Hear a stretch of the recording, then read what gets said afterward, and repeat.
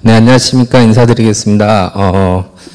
경기도 남양주시에서 수학 가르치고 있습니다. 조만기라고 합니다. 반갑습니다.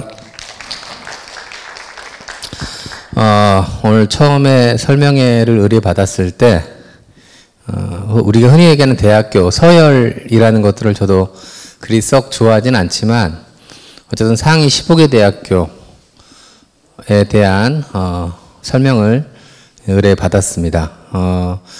아마도 충북대학교, 즉 지방거점 국립대학교에 지원하는 어떤 그러한 선에서의 어떤 고민, 그런 부분들이 아닌가 싶어서 자료를 준비하면서도 굉장히 많이 충북 지역 학생학부들은 어떤 지원을 할까라는 포인트를 어떻게 잡아드릴까 고민들을 되게 많이 했었습니다. 강의 시작하도록 하겠습니다. 수시죠. 일단 가장 중요한 부분은 먼저 수시 원서 접수 일정에 대한 얘기를 좀 하도록 하겠습니다. 원래 매년 원서 접수는 항상 월요일 날 시작합니다. 월요일 날 시작해서 금요일 날 마감을 하거든요. 그런데 올해는 9월 6일 금요일 날 시작합니다. 그래서 금요일 날 시작해서 금, 토, 일, 월, 화, 5일, 화요일 날 끝납니다. 이유는 저주에 주말에 추석이 끼어 있습니다. 그래서 다른 해에는 월요일에서부터 금요일까지 원서 접수가 진행되는데 올해만 유일하게 금요일 날 시작합니다. 그런데 여기 이제 뭐가 문제가 되느냐? 5일 동안 접수 중에서 대학은 3일 이상만 하면 됩니다. 그래서 상위권 대학교는 실제로 3일만 합니다. 그럼 어떻게 될까요? 금요일 날 시작하는데 3일 하면 금, 토, 일요일 날 끝나겠죠. 지금 현재 방학 중에도 학교에서 공부하는 친구들 있겠지만 방학 중에 학교에서 공부하지 않은 친구들도 굉장히 많이 있습니다. 즉 주말에 학생들이 과연 전국에 있는 모든 고등학교 3학 학생들이 학교에 있을 것인가 라는 부분들을 고민해 보면 있지 않은 경우도 분명히 있을 겁니다. 이는 무엇을 의미하느냐? 예년과는 다른 일자별, 대학교별 경쟁률이 나올 거라는 얘기입니다. 그래서 올해 수시 지원 경쟁률은 예년의 수시 지원 경쟁률과는 매우 다른 경향을 보일 가능성이 매우 높습니다. 그리고 또 하나, 어쨌든 원서를 6개 썼을 때 최초 합격을 6개 되는 친구들도 물론 있겠죠. 하지만 대부분은 최초 합격이 한두 개, 그리고 대부분 예비번호를 받거나 불합격 통보를 받게 됩니다. 중요한 건 일반적으로 최초 합격보다는 예비번호를 받은 쪽이 조금 더 아이들의 선호도에서 높은 위치에 있을 가능성이 매우 높습니다. 그 주어진 미등록 충원, 즉 우리가 추가 합격이라고 부르는 그러한 그 추가 합격 전화 찬스라고 하는 부분들의 기간이 되겠는데, 이게 예년에는 특히 작년에는 7일간이었습니다.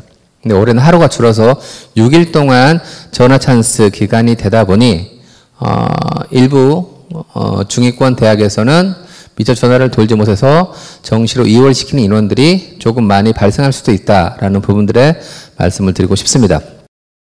실제로 원서 접수 마감일입니다. 그 중에 노란색으로 표시된 대학은 오늘 제가 설명드릴 15개 대학이다라고 말씀을 드릴 수가 있겠는데요. 실제로 일요일 날 마감하는 대학이 3개가 있습니다. 물론 서울대야 최상위권 대학이다 보니 그래 우리는 기본만 지킬 거야. 5일 중에 3일만 원서할 거야 라는 부분들이 되겠죠. 중요한 건 국민대나 경인교대, 물론 경인교대 입장에서도 교대를 쓰는 아이들은 대체로 교대를 대부분 많이 지원하거든요. 저런 친구들 입장에서 경인교대 하나 쓰고 나서 하니까 상관없겠지만 오늘 설명드리진 않겠지만 제가 보기에는 올해 가장 이상한 현상의 합격선이 경쟁률이 발생할 가능성이 제일 높은 곳이 실은 국민대가 되겠습니다. 저 대학교는 제가 보는 올해 교과전형 최저를 처음으로 부활시켰고 종합전형과 내신이 반영되는 어떤 이러한 종합전형을 실시하다 보니까 기본적으로 경쟁률이 낮게 형성되는 전형들을 한 2개 정도 갖고 있거든요. 그런 부분들이 일요일날 5시에 마감이 되는데 예를 들어 보세요. 일요일날 2시에 최종 경쟁률을 발표합니다. 그런데 경쟁률이 굉장히 낮아요. 그럼 원서를 써야겠죠. 근데 일요일날 오후 3시에 과연 고등학교 학생들이 자기 교실에서 공부하고 있을까요? 각자 집에 있을까요? 집에 있겠죠. 선생님 입장에서는 여기 하는 즉 세밀한 상담이 만약에 그 친구들이 모두 학교에 있었다면 얼른 부르겠죠. 야 지금 여기 이래 어떻게 할까? 돌려보자. 근데 그게 아니라면 학생 입장에서 자기만 발견하고 원서를 쓰면 자신이 6개를 픽스한 가운데서 뭘 빼고 국민들을 쓸 것이냐 이런 부분이 되게 어긋나기 시작하겠죠. 어쨌든 제가 보기에는 올해 제일 이상현상이 많이 발생할 수 있는 대학이라고 생각합니다. 근데 그 다음날 월요일날 마감하는 대학이 오늘 제가 설명할 10개 대부분이 포함되어 있습니다. 근데 여기도 역시 마찬가지입니다. 왜 그러냐?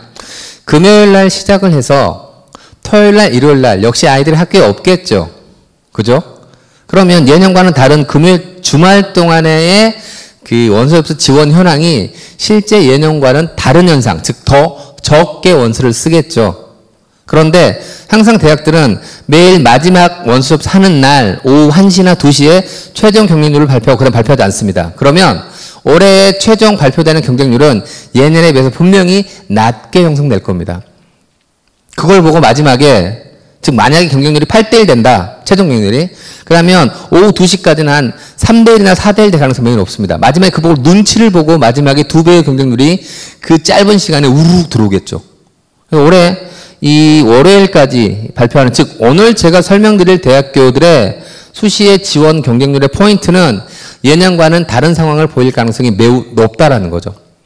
그런 부분들이 올해 입시에서 변수로 작용될 가능성이 있다라는 부분들의 말씀을 드리고 싶습니다. 그리고 이 대학을 제외하고 나면 모든 전국의 대학들은 마지막 9월 10일 날 원서 접수를 마감을 합니다. 실제로 막 처절하죠. 마지막 날 24시까지 하는 것도 있고 그렇습니다. 어쨌든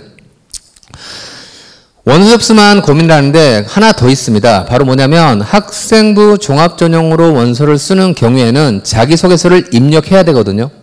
자기소개 어디에 입력하냐? 온라인상에 입력을 합니다. 근데 이제 중요한 게 뭐냐면 원서를 쓸 때 일단 기본적으로 자기소개서를 점만 찍어도 원서는 지원이 가능합니다. 중요한 건 뭐냐? 그리고 나서 어느 정도의 시간을 두고 자기의 자기소개서를 수정할 수 있는 시간을 줍니다. 그래서 원서 접수 마감 시간과 자기소개서 입력 마감 시간이 차이가 있는데요. 예를 들어 경인교대, 아까 같은 경우는 경인교대는 어떻게 하느냐? 원서 접수 할 때 자기소개서도 똑같이 마감을 해야 됩니다. 그런데 이런 바로 마감해야 되는데 몇 개 있어요. 경인교대, 서울교대, 광주교대, 대구교대. 저기 입장에서는 어떻게 되느냐? 어차피 교대 쓴 친구들은 교대 쓰잖아요. 그냥 경쟁률 자체 똑같은 교대를 쓰기 때문에 그냥 기본적으로 준비가 되어 있을 거란 얘기죠. 그러나 다른 것들을 말씀을 드릴게요. 예를 들어 이 친구가 경제학과의 원서를 쓰려고 합니다.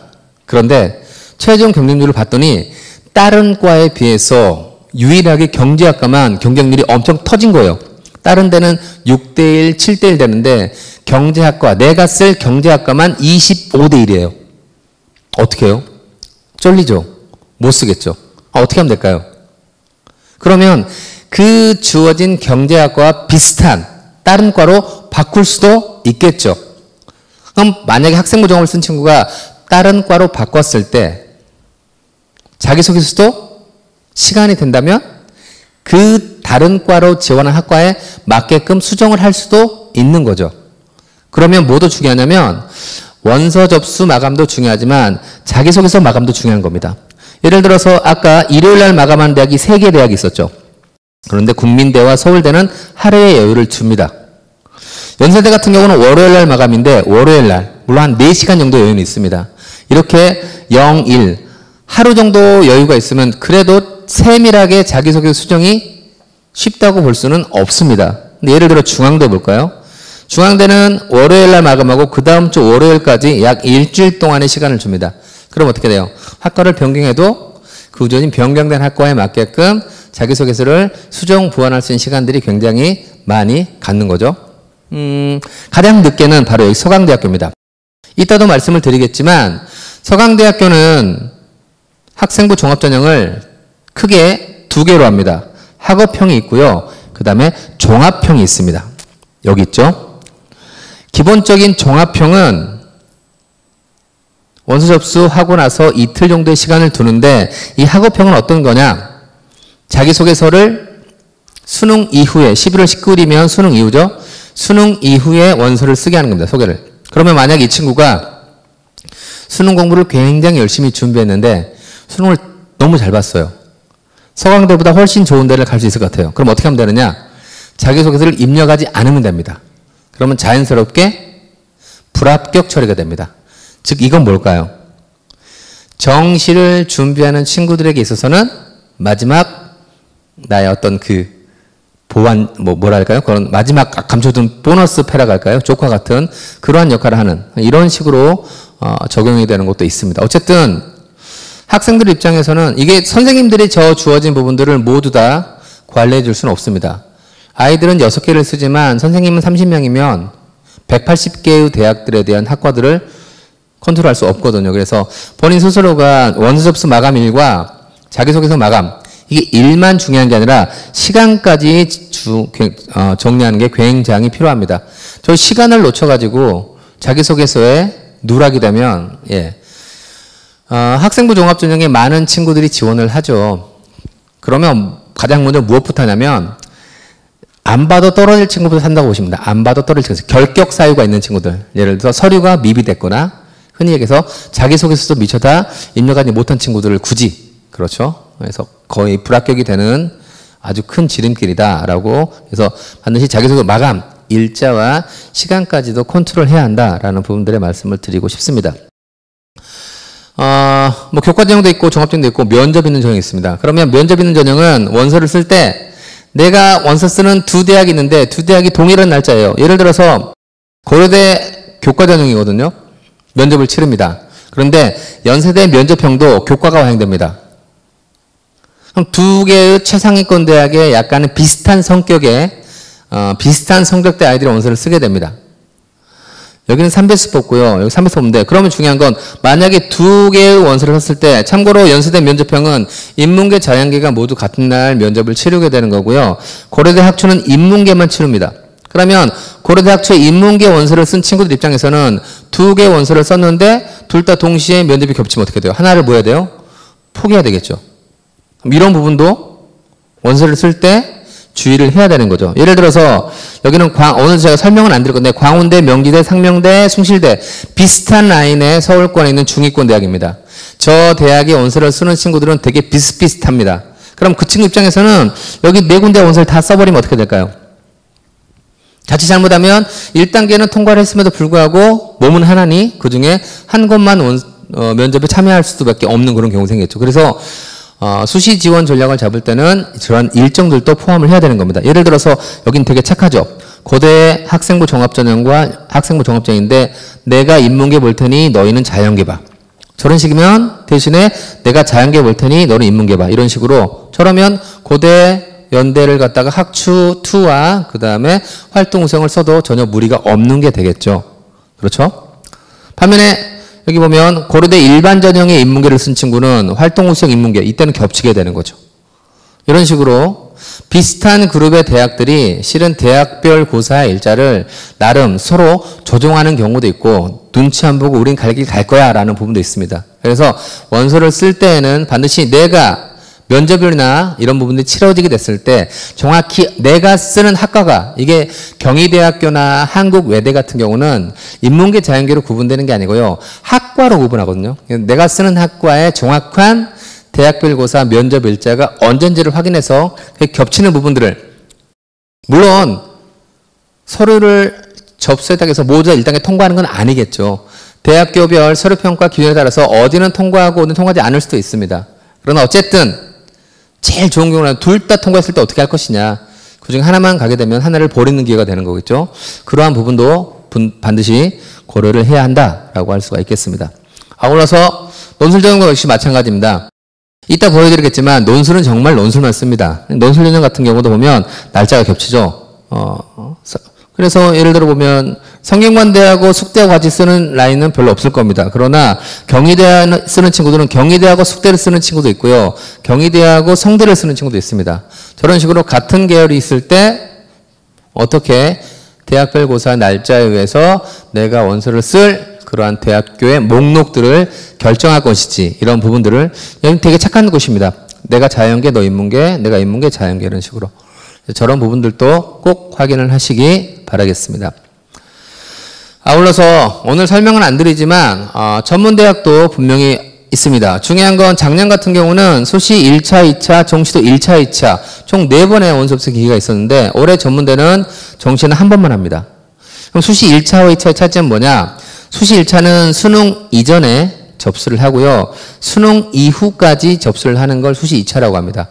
전문대학은 보통 이 1차에서 훨씬 많은 인원들을 선발합니다. 그래서 전문대학 고민이 있으시면 분명히 이 부분도. 근데 이 주어진 특히 수시의 지원은 뭐와 연결되느냐? 학생의 정시와 연결되는 거잖아요. 수시에서 4년제건 전문대건 합격이나 추가 합격의 통보를 받으면 무조건 정시에 원서를 쓸 수 없다라는 기준 때문에 중위권 친구들도 나름 신중을 기해서 전문대에 대한 지원들을 고민해야 할 것 같습니다. 저는 올해 입시의 가장 큰 화두는 바로 학생 수 감소에 있습니다. 학생 수 감소에 의해서 올해 특히 수시에서 수능 최저 기준이 적용되는 전형에 대한 합격선은 달라질 거라고 감히 말씀을 드릴 수가 있겠습니다. 그래서 올해 가장 합격선의 폭이 가장 심하게 흔들릴 가능성이 있는 전형은 수능 최저 기준이 적용되는 학생부 교과 전형이라고 저는 기본적으로 생각을 합니다.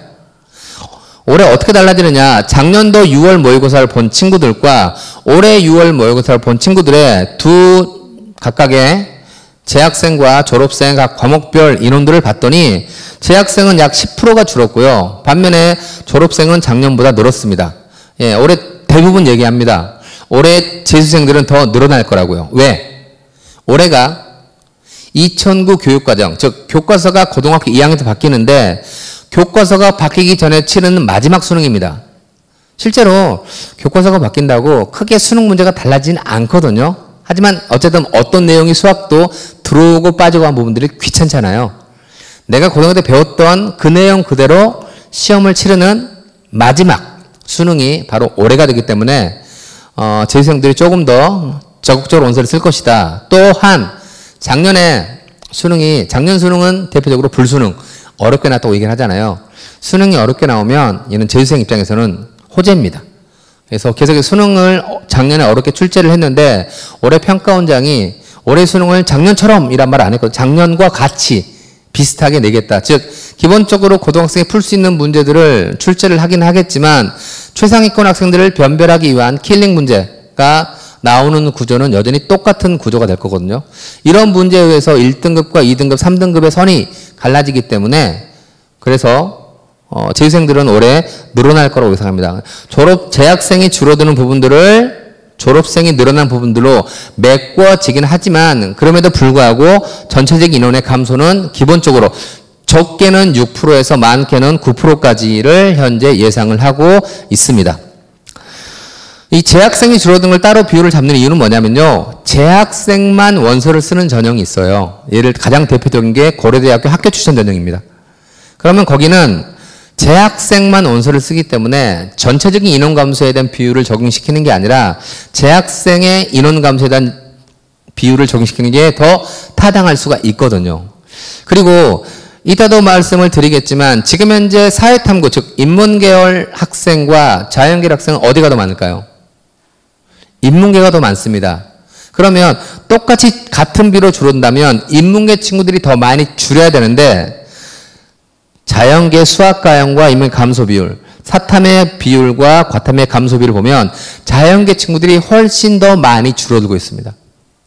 이 부분이 이렇게 학생 수 감소와 그 다음에 자연계 친구들이 더 많이 감소되는 부분들이 올해 수시에서 큰 변수로 작용될 가능성이 매우 높다라고 말씀을 드릴 수가 있겠습니다. 가장 대표적인 게 일단 긍정적인 부분도 분명히 있겠죠. 올해 4년제 대학교 입학 정원은 약 635, 약 700명 살짝 줄었습니다.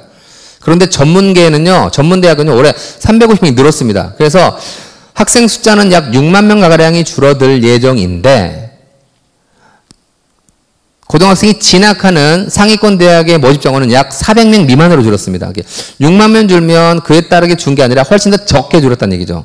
따라서 올해 경쟁률은 100% 떨어지겠죠. 대학 갈 확률이 더 높아졌다. 이 부분은 긍정적인 부분이라고 할 수가 있겠습니다. 두 번째, 이 무슨 말이냐? 자, 작년에는요, 학교에 100명이 있었다면 올해는 학교에 90명이 있습니다. 작년도 100명일 때 10등의 내신 성적과 올해 90명일 때 10등의 내신 성적은 당연히 100명일 때 10등의 내신 성적이 더 좋겠죠. 그죠? 그런데 중요한 건 뭐냐? 대학교 입시는요, 절대평가가 아닙니다. 절대평가는 뭐냐? 작년도에 2.5 등급이 합격했으니 올해도 2.5가 합격할 것이다. 이건 절대평가 개념이고요. 상대평가 개념은 작년에 서울대까지 전국에서 약 2,000명 들어갔으니 올해도 서울대학교에 2,000명 들어갈 거야. 이건 등수 개념이죠. 이건 상대평가죠. 학생 숫자가 줄어들었지만 그에 맞게끔 상위권 대학교가 여전히 똑같이 모집 정원을 10%씩 감소하지 않았습니다. 그 말은 무슨 말이냐?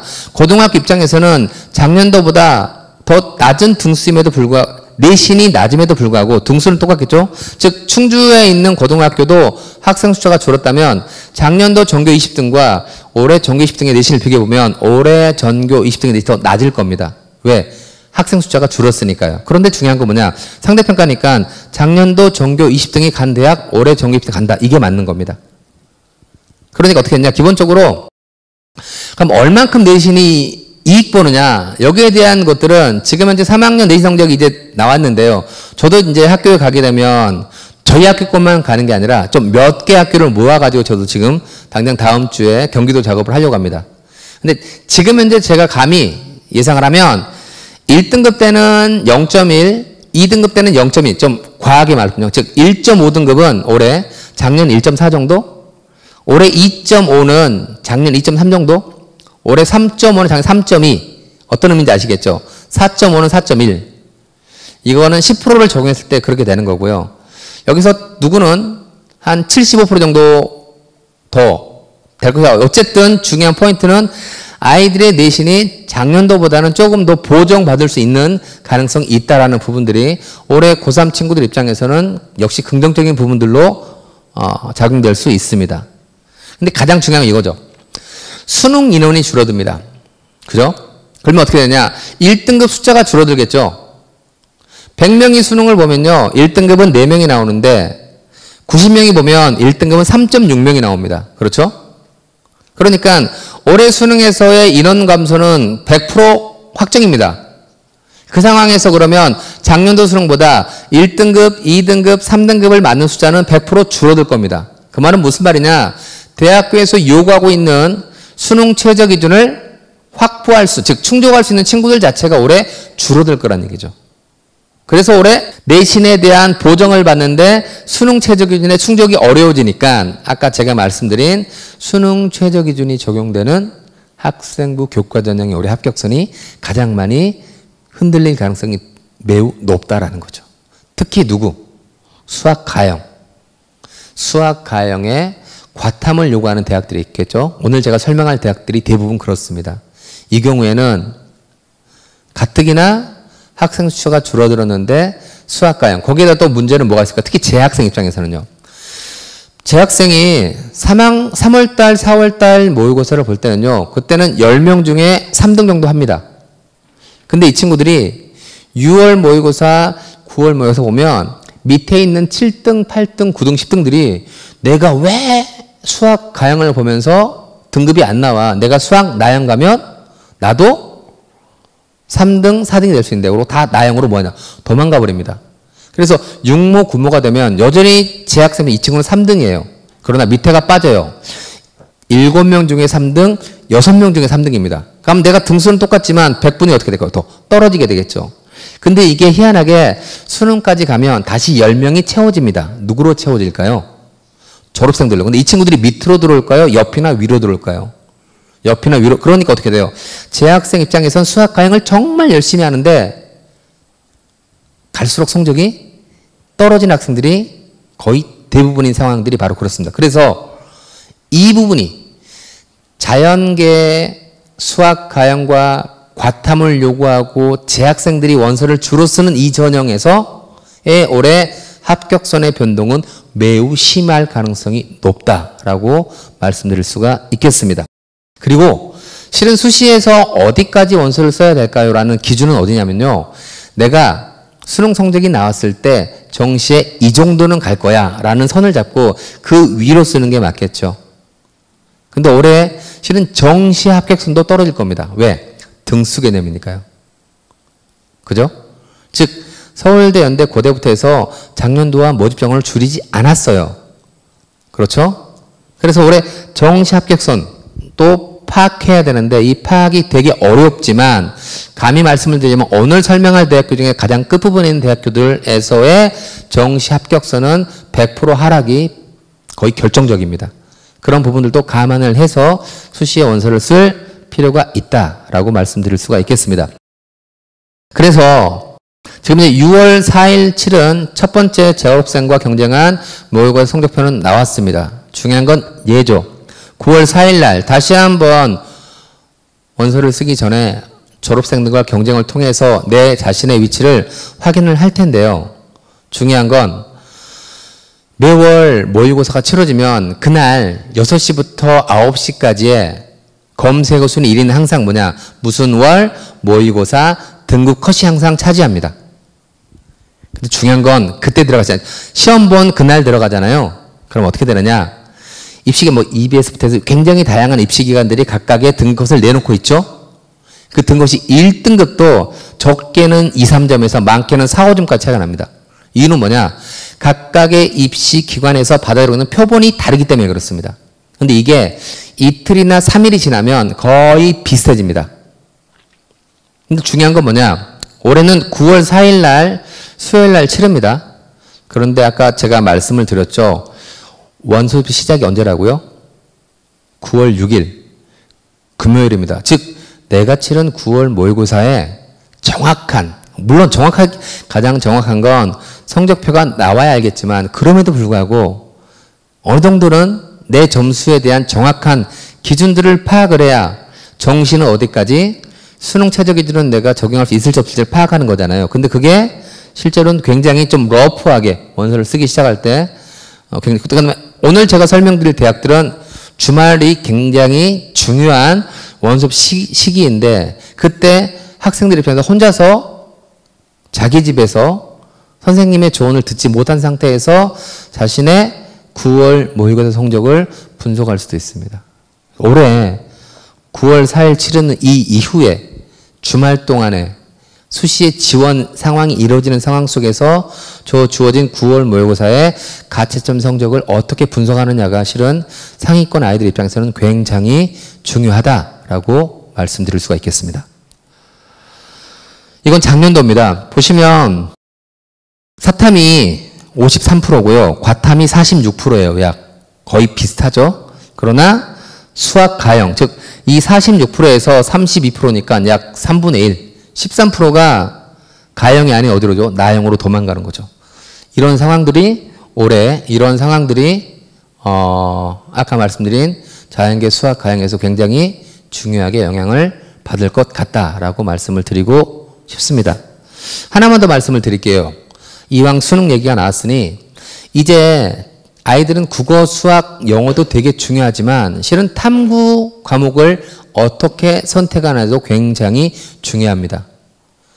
보시면 생활과 윤리하고 사회문화가 가장 많이 선택하는 과목입니다. 그리고 경제가, 이건 매년 똑같습니다. 아이들한테 물어봅니다. 왜 사문과 생윤을 선택하냐? 그럼 저한테 거꾸로 대답합니다. 선생님, 100명이 원서를 쓰면 1등급은 4명밖에 안 나오는데 10,000명이 원서를 쓰면 1등급은 400명 나와요. 그럼 당연히 내가 좋은 성적을 얻기 위해서는 어떻게 해야 돼요? 많은 친구들이 응시를 해야지 내가 저 좋은 등급을 맞을 확률이 높은 거잖아요. 맞는 말이지만 틀린 말입니다. 왜 그러냐? 학생이 탐구 영역에서 좋은 등급을 맞기 위해서는요, 가장 우선 조건은 이 친구가 먼저 높은 점수를 맞을 수 있어야 됩니다. 그죠? 실제로 작년도에 이 9개의 과목들 중에서 수능을 치렀는데 6개의 과목이 다 맞아야 1등급, 하나 틀리면 2등급, 2개 틀리면 3등급이었습니다. 그래서 내가 3등급을 맞으려면 많은 인원이 선택하는 과목을 응시하는 게 중요한 게 아니라 내가 하나 틀릴 수 있는, 2개 틀릴 수 있는, 내가 다 맞을 수 있는 과목들을 찾는 게 중요한 거죠. 자연계도 역시 마찬가지입니다. 물투와투 졸업생들 수능 잘하는 수리논술 준비하는 친구들 간다라는 거 다 알고 있다 보니까 가장 많이 선택한 생윤과 지구과학 원이 가장 많이, 특히 지구과학원은 2년째 가장 많은 인원이 선택하는 그러한 과목들이 되겠습니다. 감히 말씀을 드리는데 탐구 과목은 내가 높은 점수를 받을 수 있는 과목을 선택하는 게 최우선 조건이지 많은 인원이 선택하는 과목을 선택하는 건 아니다. 대표적인 예가 얘잖아요. 그죠? 알아보. 그래서 탐구 과목이 수능 최저 기준과 그 다음에 정시에 굉장히 크게 영향을 주게 됩니다. 또 일부 대학에서는 탐구 2개를 모두 반영하는 게 아니라 탐구를 하나만 반영하는 것도 있습니다. 그래서 어쨌든 탐구 한 과목이라도 자신이 원하는 잘 볼 수 있는 과목들을 선택할 필요가 있다라고 말씀드리고 싶습니다. 자, 이제 대학교, 오늘 제가 분석할 대학교를 15개를 한번 같이 얘기를 해보도록 하겠습니다. 총 15개를 분석했고요. 보통 스카이라고 하죠. 서성하니, 중경예시, 건동홍숙. 근데 저 주어진 대학설들은 계속해서 무너지고 깨지고 있습니다. 솔직히 저거 외우는 거 좋아하지는 않습니다. 어쨌든 학생들, 학부모 입장에서는 그래도 우리가 옛날에 과거했던 뭐 2호선 타자 뭐 그런 부분에 범주에 드는 곳이라고 할 수가 있겠고요. 수시에서는 교과 전형, 종합 전형, 논술 전형, 실기 위주 총 4가지가 있습니다. 그런데 실기 전형 같은 경우는 너무나도 다양한 분류가 있어서 오늘 저는 교과 전형과 종합 전형 그리고 논술 전형 이 조진 3가지 전형에 대한 말씀들을 드릴까 합니다. 먼저 대학별입니다. 서울대입니다. 되게 심플하게 3개입니다. 지역균형, 일반전형, 기회균형. 지역균형 아무나 못 쓰고, 그죠? 학교당 2명만 쓸 수 있습니다. 최저 기준은 지역균형이 있고요. 차이점은 작년까지는 서류평가와 면접을 갖다가 비율을 명시하지 않았습니다. 대기업에서 요구를 해서 올해부터 서울대학교 지역균형에서 서류평가 70에 면접 30이라는 비율을 적용하고 있습니다. 비율을 적용하지 않을 때와 적용할 때 차이점은 제가 보기에는 크게 없을 거라고 감히 말씀드릴 수가 있겠습니다. 중요한 건 서울대는 저것 중에서 하나만 원서를 쓸 수 있습니다. 그래서 지원자격이 된다면 어디를 쓸 것인가라는 부분들. 직윤과 일반전형의 가장 큰 포인트는 면접의 차이점이라고 말씀을 드릴 수가 있겠습니다. 일반전형의 면접은 학과별로 다른 교과서 내용과 다른 지문을 활용해서 면접을 합니다. 그리고 면접 및 구술이란 굳이 표현을 하는 이유는 말하는 논술이라고 이해를 하시면 될 것 같고요. 굉장히 심도 있는 질문들을 하게 됩니다. 반면에 지역균형 전형의 면접은 서류 기반 면접입니다. 그래서 수능 최저 기준에 대한 내 확보도 되게 중요하겠지만 면접에 대한 대비도 되게 중요하겠고요. 참고로 서울대학교 지역균형 전형이 최저 기준이 있는데 작년도에 최초에서는 지역균형 전형에서 약 최초 합격을 발표했을 때 약 144명 정도를 못 뽑았습니다. 최초 뽑을 때 못 뽑았다는 얘기 무슨 말일까요? 최저 기준 통과가 어려워서. 그리고 종착역까지 갔을 때 약 217명 정도가 직윤에서 간 걸로 알고 있습니다. 근데 그 중에 대부분의 학과가 바로 뭐냐면 자연계열학과입니다. 아까 말씀드린 수학, 가형과 과탐의 푸과목 요구. 올해는 그 현상이 훨씬 더 심해질 수도 있다라는 부분들을 말씀을 드리고 싶습니다. 연세대입니다. 크게 달라진 건 없습니다. 하지만 연세대의 가장 큰 중요한 포인트는 올해 고3부터 모든 전형에서 수능 최저 기준을 없앴다라는 겁니다. 특히 활동 우수형. 제가 보기에는 감히 말씀을 드리는데 올해 서울대보다도 훨씬 더, 왜 그러냐면 아까 서울대 지역균형이 745명 했잖아요. 근데 연세대가 훨씬 더 조금 뽑습니다. 중요한 건 뭐냐. 서울대는 떨어졌는데 연세대에 붙는 상황이 발생하겠죠. 어떻게? 서울대 직윤에 최저는 내가 충족 못했는데 연세대는 최저가 없잖아요. 감히 말씀드리는데 작년까지는 똑같이 최저 기준을 요구했지만 올해 달라진 부분에 의해서 올해 연세대 활동 우수형이 가장 경쟁이 치열하고 합격하기 부담스러운 전형이 될 가능성이 매우 높다라는 부분이 되겠고요. 면접형과 활동생의 차이는 뭐냐면 여기는 교과 성적을 반영합니다. 즉 1.5등급이 1.3한테 무조건 일정 부분 지고 들어갑니다. 하지만 서류평가 비율이 더 높다는 부분들이 있겠고요. 모두 다 면접에서는 제시문을 활용하긴 합니다. 어쨌든 그 다음에 가장 오래 그래서 난리가 난 부분들이 바로 저 논술이 되겠죠. 연세대는 논술이 최저가 없어졌어요. 그럼 누구나 쓸 수 있는 거잖아요. 그러니까 연세대가 어떻게 했냐. 작년에는 수능 이후에 논술을 치렀는데 만약에 연세대가 수능 최저 기준을 없애고 수능 이후에 논술을 치르면 그날 신촌은 마비됐을 겁니다. 그래서 연세대가 어떻게 해요? 수능 이전으로 논술 날짜를 옮겼습니다. 그런 부분들. 어제 연세대학교는 올해 최저 기준이 없어진 부분들이 굉장히 많은 전형의 합격선에 영향을 상향시키는 부분으로 줄 가능성이 매우 높다 말씀드리고 싶고요. 그 다음에 면접형 하나 쓸 수 있고요. 그 다음에 여기 세 가지 쓸 수 있고요. 여기 쓸 수 있고 4개, 5개 쓸 수 있습니다. 보통 대학에서는 전형 방법이 같은 전형에서 하나만 쓰게끔 하는 선택을 가는 경우가 되게 많습니다. 다음 세 번째 고대가 되겠습니다. 교과 전형에 합격 추천원이 있는데 바뀌었습니다. 작년에는 1단계를 통과하면 2단계는 면접 100이었습니다. 즉 1단계만 통과하고 나면 교과 성적이 상관없이 면접만 잘 보면 됐습니다. 근데 이렇게 했더니 어떻게 되느냐. 오히려 학생들이 더 부담감을 느낍니다. 내가 내신이 좋아서 교과를 쓰는데 1단계 통과해버리면 나와 더 낮은 내신 아이한테 내가 먹힐 수도 있다는 부분인 거죠. 그래서 어떻게 했을까요? 면접의 비율을 50% 둔다는 얘기는 2단계에서 여전히 1단계를 통과한 교과 성적이 영향을 준다는 겁니다.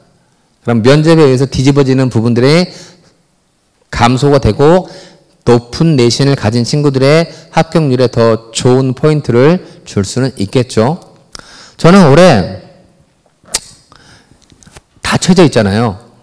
제가 아까 말씀드린 올해 합격선이 굉장히 달라질 부분들이 최저 있는 교과라고 말씀을 드렸는데 고대 입장에서는 최저 있는 종합도 올해 합격선에 굉장히 큰 영향을 줄 수밖에 없다라고 생각합니다. 즉 학교 추천 2 전형과 일반 전형이 모두 수능 최저 기준의 충족률에 굉장히 크게 영향을 받는 전형입니다. 그래서 연세대학교의 활동 우수형과 고려대학교의 학교 추천 2 전형 이 두 가지가 재학생이 쓰는 대표적인 전형으로 한다면 두 전형에 지원하는 학생들의 양상과 합격하는 포인트가 전혀 달라지겠죠.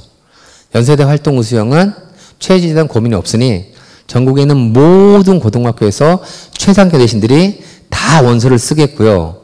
고대 학교 추천 2 전형은 아무리 내신이 좋아도 고대에서 요구하는 최저 기준을 충족할 수 없다면 원서를 쓸 수가 없겠죠. 즉 고대 학교 추천 2 전형은 쓰는 고등학교가 제한적일 것이고요.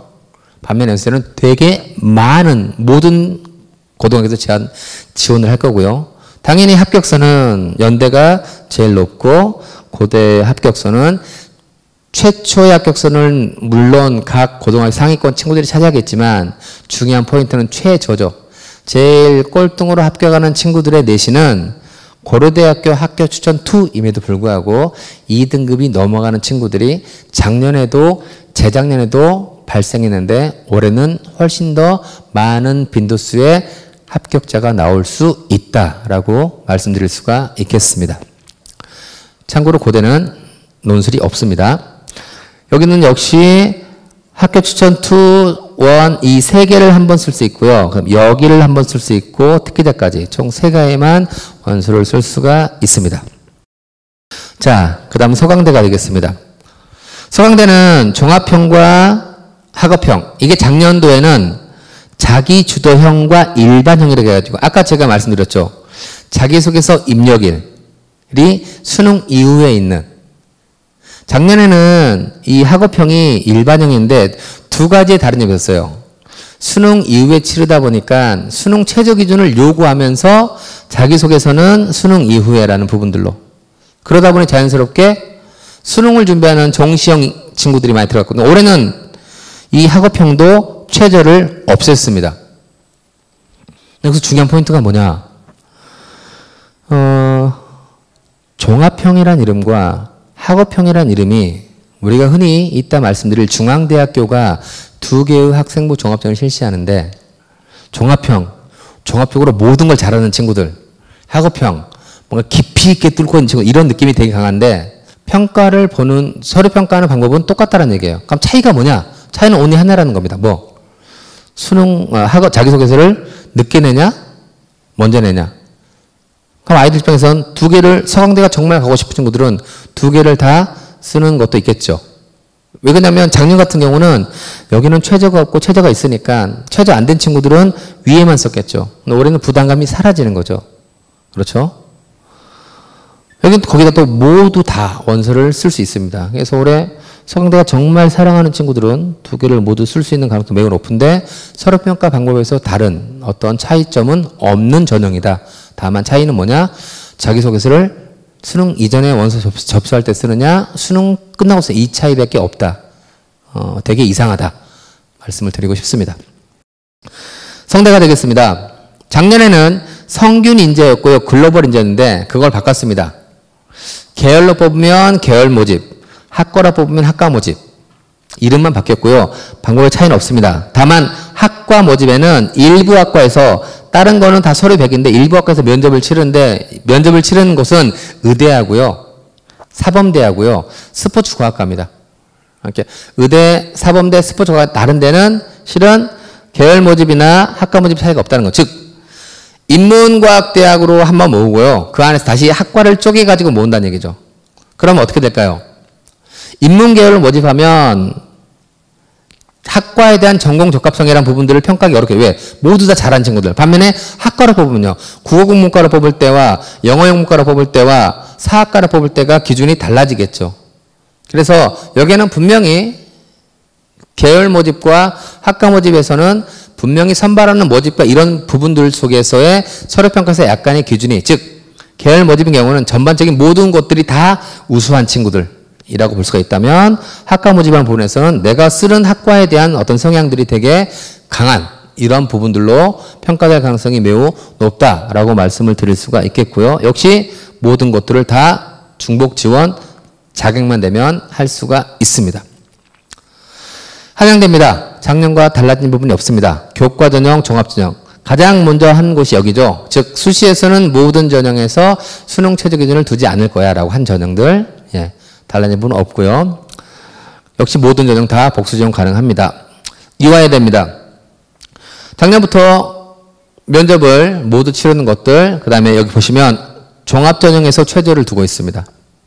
이 부분들이 여학생들에서 수학 잘하는 친구들 되게 두렵잖아요. 자연계 최저 기준이 되게 크게 영향을 줄 수 있는 그러한 전형이다라고 말씀을 드릴 수가 있고 역시 모두 다 원서를 쓸 수 있습니다. 중앙대입니다. 올해 달라진 포인트가 뭐냐? 작년까지는 중앙대학교 학생부 종합전형은 서류평가 100으로 1단계를 3배수를 선발한 후에 2단계에서 면접을 실시했었습니다. 근데 올해부터 서류평가 100으로 바꿨습니다. 단계 안 하고 일괄로요. 자문교사 들어간 친구들의 얘기를 들어보니까 중대왈 이렇게 얘기했다 하더라고요. 1단계를 통과하지 못한 그 3배수 언저리에 있는 그 4배수 있는 친구들이 난 너무 아까웠다. 그 말인 거죠. 그래서 중요한 건 그러면 올해 이제 어떻게 되느냐. 경희대가 단계별 실시하는 제일 높은 대학입니다. 이게 계속해서 도민으로 밀려내릴 수 있는 거거든요. 왜? 아이들이 학생부 종합을 세로로 씁니다. 위에서 쭉 서열로요. 합격하면 어디부터 가요? 위로 등록하거든요. 그럼 밑에 있는데 계속해서 뭐 할까요? 뺏깁니다. 그러나 중대와 경희대는 살짝의 포인트는 있습니다. 경희대 같은 경우는 국제 캠퍼스가 있다 보니까 어쨌든 그래서 중대가 다빈치형과 탐구형 인재전형의 평가 방법을 단계별 선발에서 일괄 선발로 바꿨다라는 부분들. 아마도 그래서 올해 중앙대는 훨씬 더 많은 전화를 돌릴 수 있다. 뭐 이 정도까지만 말씀을 드리고 싶고 당연히 합격선이 좀 밑에 있는 선들이 좀 더 올라올 수가 있겠죠. 즉 건대나 동대에 합격했던 친구들이 중앙대로 소환되는 그런 상황들이 발생될 수도 있다라고 말씀드릴 수가 있겠습니다. 나머지는 큰 차이는 없고요. 역시 모든 전형이 지원이 가능합니다. 자, 경희대입니다. 경희대는 이제 여기서부터 뭐냐면 이 학생부 종합에서 교과를 반영하는 이 부분들이 이제 생기기 시작하는 그런 그룹이다라고 말씀드릴 수가 있겠고요. 크게 달라진 바는 없습니다. 전형과 동일합니다. 그리고 네오레인 상사나 고경계 하나 이렇게 실수할 수 있습니다. 하나 방법이 똑같으면 그대로 된다라고 보시면 될 것 같습니다. 자, 외대입니다. 외대에 달라진 부분들은 교과 전형입니다. 작년까지는 최저가 있었습니다. 근데 올해 최저가 없어집니다. 최저가 없어지면요, 합격선이 올라갈까요? 내려갈까요? 올라가겠죠. 왜? 최저를 통과한 친구들만 합격자를 주는데 원서를 쓴 모든 친구에게 합격자를 줄 수 있으니까 합격선이 올라가는 구조가 되겠죠. 그것 말고는 크게 다른 부분들은 없다라고 말씀드릴게요. 역시 5개 전형 원서를 쓸 수 있고요. 하나, 둘, 셋, 넷, 다섯. 자, 시립대입니다. 역시 크게 달라진 바는 없습니다. 작년과 똑같이 교과, 종합, 일반적인 부분들을 모두 실시하는 대학이 되겠고요. 참고로 등치가 별로 크지 않습니다. 그런데 여기 주어진 서울시립대의 가장 큰 장점이 뭘까요? 납부금이 싸다. 그래서 의외로 서강대, 성균관대는 원서는 못 쓰는데 시립대는 쓰는 친구들이 지방에서 있습니다. 합격선이 되게 공고히 좀 상위권에 몰리는 그러한 특성들을 보이고 있습니다. 건대가 되겠습니다. 똑같이 실시했지만 작년까지는 논술에서 최저가 없었습니다. 근데 올해 논술 전형에서 최저를 다시 부활했다. 그러나 원래 건대의 경률 자체가 굉장히 원래 높게 형성되어 있기 때문에 뭐 합격선 이런 것들은 크게 영향을 줄 것 같지는 않습니다. 최저를 통과한 친구들도 의외로 많을 것 같습니다. 모든 전형이 다 원서를 쓸 수가 있겠고요. 동국대입니다. 역시 달라진 바는 하나도 없습니다. 5개 정도까지 원서를 쓸 수 있다라고 보시면 될 것 같고요. 홍익대학교입니다. 전국에서 모든 전형에 수능 최저 기준을 두면서 또 그 수능 최저 기준이 동일하게 적용하는 대학이 딱 2개가 있습니다. 홍익대와 부산대입니다. 교과 전형도 최저, 종합 전형도 최저, 논술도 최저. 근데 각각의 뽑고자 하는 인원이 인재상이 다르잖아요. 그러나 수능 최저는 똑같습니다. 그래서 최저의 영향력이 의외로 큰 그러한 대학이다라고 말씀드리고 있겠고요. 앞에서도 말씀드렸지만 수능 최저 기준의 영향이 큰 대학은 합격선의 변동이 크다라고 이해를 하시면 될 것 같습니다. 마지막으로 숙명여대입니다. 작년도에는 숙명인재 전형이 한 가지 방법이었습니다. 어떻게? 1단계 서류평가로 3배를 뽑은 후에 2단계 면접을 실시했거든요. 근데 올해 바꿨습니다.